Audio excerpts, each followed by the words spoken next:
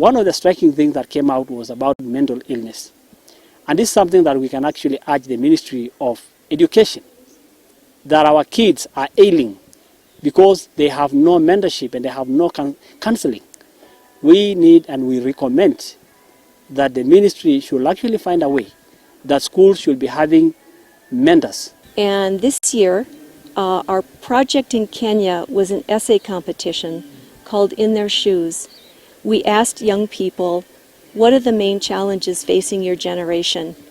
And their essays were honest, mostly related to mental health, social media, drugs, a lot of things like that, FGM, a lot of things like that. And as a country, I believe it is time that we have a policy framework regarding the use of social media, because it is one of the main contributors of mental health issues amongst our learners.